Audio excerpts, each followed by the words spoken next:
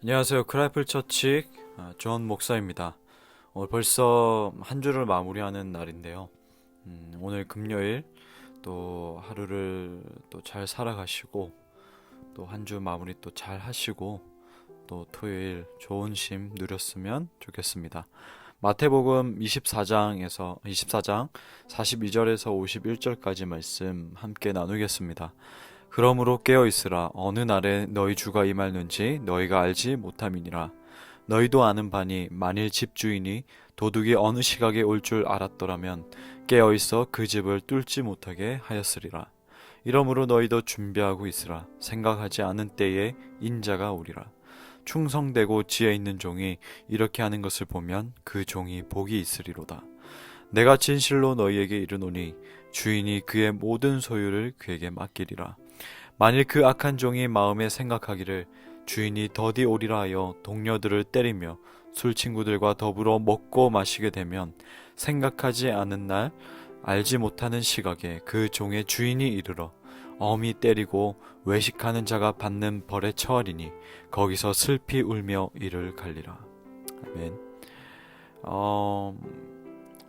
영화나 또 드라마 중에 재앙 그리고 재난과 관련된 그 내용들의 그런 컨텐츠들이 많이 출시되고 있습니다.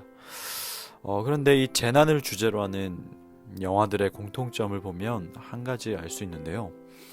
이 재앙의 시작은 정작 알면 대피를 하거나 대비책을 세울 수 있는 어른들에게 먼저 알려지지 않고 아무 말 못하는 아이들, 어린아이들이나 뭔가 사회적으로 힘이 없고 말을 해도 영향력을 끼치지 못하는 사람들에게 그 징조가 가장 먼저 보여진다는 것입니다.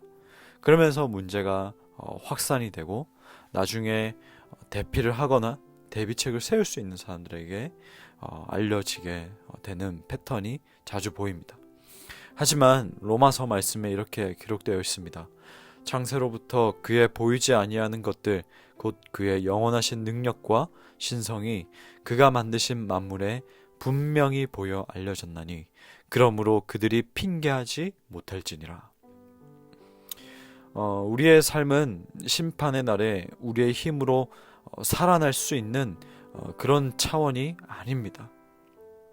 또한 그날에 그분 앞에서 이런저런 변명을 할 수 있는 때가 아닙니다. 우리가 즐겨보는 영화가 아니라는 것이죠. 바로 실제입니다. 오늘 본문을 통해서 저는 깨어있는 영적 생활에 대해서 나누려고 하는데 우리의 이 믿음을 잃어버리지 않고 정말 참된 의인으로서 마지막까지 어떻게 우리에게 주어진 이 믿음의 터를 지켜나갈 것인지 나누고자 합니다. 마지막 때까지 믿음의 터를 지키기 위한 세 가지. 첫째, 깨어있으라. 둘째, 준비하라. 셋째, 반드시 기억하신다. 첫 번째로 깨어있으라입니다.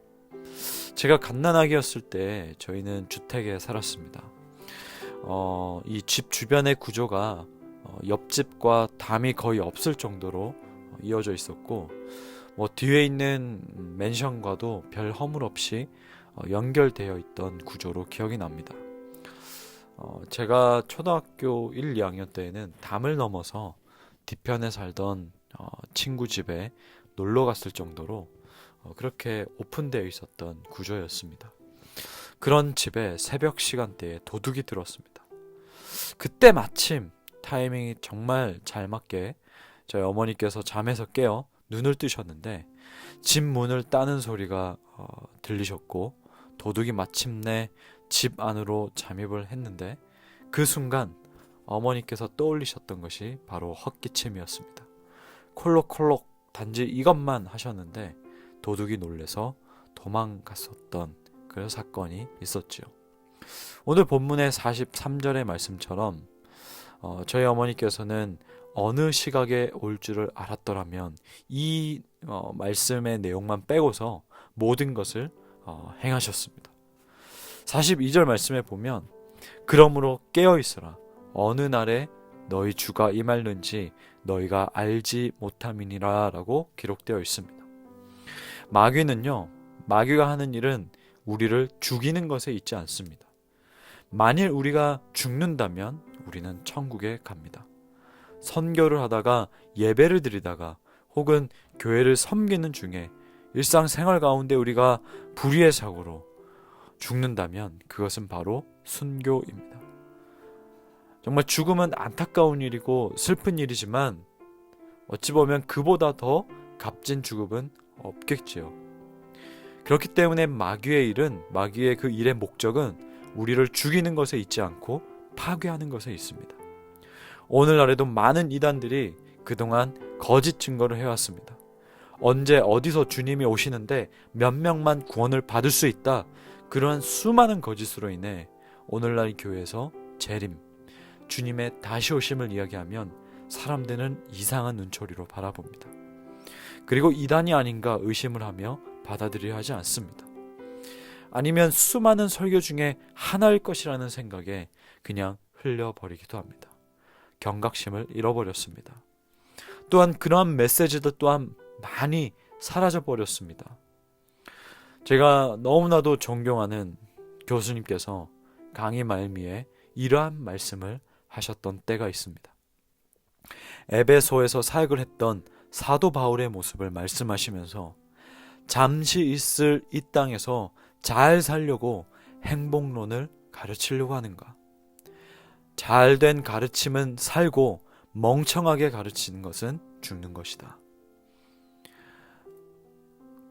겉만 번지르란 폼은 필요 없고 오직 말씀의 실력만이 있는 것이다. 이러한 말씀들을 하셨습니다. 제 개인적인 소망은 하나님의 말씀을 전달하는 사람으로서 받은 말씀, 깨달은 말씀, 무엇보다도 성경에서 말하고 있는 그 의미를 있는 그대로 타협 없이 전하는 것에 최선을 다하다가 주님 곁으로 가고 싶습니다. 오늘 본문 말씀에 기록된 것처럼 어느 때와 장소에 구체적으로 어떠한 형태로서 주님의 재림이 이루어질지는 저도 당연히 모르고 이 세상에 그 어떤 훌륭한 목사님도 모르며 오직 하나님만이 알고 계십니다. 예수님께서 말씀하시죠. 깨어있으라. 어느 날에 너희 주가 임하는지 너희가 알지 못함이니라. 25장 24절 말씀에 그런즉 깨어있으라. 너희는 그날과 그때를 알지 못하느니라. 사도 바울도 로마서에서 권면하는 내용이 깨어있으라라는 내용입니다. 또한 너희가 이 시기를 알거니와 자다가 깰 때가 벌써 되었으니 이는 이제 우리의 구원이 처음 믿을 때보다 가까웠음이라. 밤이 깊고 낮이 가까웠으니 그러므로 우리가 어둠의 일을 벗고 빛의 갑옷을 입자. 여러분, 교회가 아닌 다른 어떤 곳에서도 깨어있자는 메시지는 나오지 않습니다. 지금 이 땅에서 발전된 기술을 누리고 문화를 누리는 것이 너무 좋은데 깨어있으라는 메시지가 나올 수가 없죠. 주님 다시 오셔서 심판하신다라는 개념이 교회 아니고서 말씀이 아니고서 그 어디서 가르치는 내용이 있겠습니까? 우리가 진정으로 깨어있다는 것은 외형적인 모습, 어떠한 모습이 아니라 형태가 아니라 바로 영적으로 깨어있음이라는 것을 우리는 분명하게 기억해야 합니다. 저와 여러분이 깨어있기를 간절히 바랍니다. 두 번째로 준비해야 한다는 것입니다. 오늘날 지금 코로나가 오고 나서 코로나는 많이 2020년과 2021년 때보다 많이 잠잠해져 가지만 정말 그 후유증, 경제적으로도 그렇고 많은 후유증을 지금 앓고 있습니다. 제가 초등학생 때 IMF가 왔었습니다. IMF로 인해서 너무 많이 힘들었었고 주변에 친하게 지냈던 친구들도 그때 많이 다른 지역으로 전학을 갔었고 참 그랬던 기억들이 있는데요. IMF 때 대기업부터 작은 단위의 가정까지 모두 구조조정이 이루어졌습니다. 그때 필요한 것과 불필요한 것, 그때 리스크 관리, 이런 모든 대비책이 세워졌기 때문에 그 이후에 회생할 수가 있었고 살아날 수 있었고 다시금 경제 성장을 이룰 수가 있었습니다. 오늘날 지금 이 시점에도 가정도 많이 힘들고 또 회사들도 많이 힘든 줄로 알고 있습니다. 다시금 어떠한 구조정이 필요한 시점이 온 것이죠. 마찬가지로 우리의 삶에도 그리고 믿음의 여정에서도 영적 구조조정이 필요하지 않나 생각됩니다. 고난과 핍박, 그 환란의 때를 대비하여서 지금부터라도 우리가 버려야 할 것, 또 치워야 할 것을 잘 분별하여 구조조정을 하지 않으면 그때가 왔을 때 넘어지게 된다는 사실입니다. 오늘 본문 말씀인 24장의 앞의 말씀들에 재난의 징조에 대해서 가장 큰 환난과 그 환난 때에 어떻게 해야 하는지에 대해서 기록하고 있습니다. 너희가 사람의 미혹을 받지 않도록 주의하라. 난리와 난리 소문을 듣겠으나 너희는 삼가 두려워하지 말라. 너희가 내 이름 때문에 모든 민족에게 미움을 받으리라. 그때 많은 사람이 실족하게 되어 서로 잡아주고 서로 미워하겠으며 불법이 성함으로 많은 사람의 사랑이 식어지리라.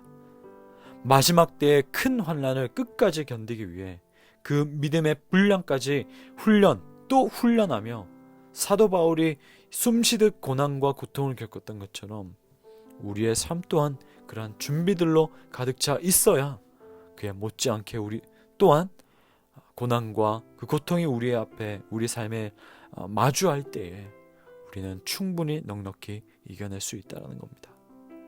저와 여러분이 교회로 모일 때마다 그리고 교회에서 우리가 본질적인 그런 부분 예배와 또 기도와 또 말씀을 공부하는 것 여러 가지 그런 기타 여러 가지 부분들에 있어서 배우고 가르치고 함께하는 일에 부지런 했으면 좋겠습니다. 또 저 또한 그런 부분에 있어서 게을러지지 않고 솔선수범하여서 여러분과 함께 또 나아가기를 또 기도하고 저 역시도 먼저 정신을 바짝 차려야겠다는 생각을 하게 됩니다. 세 번째로 반드시 기억하신다.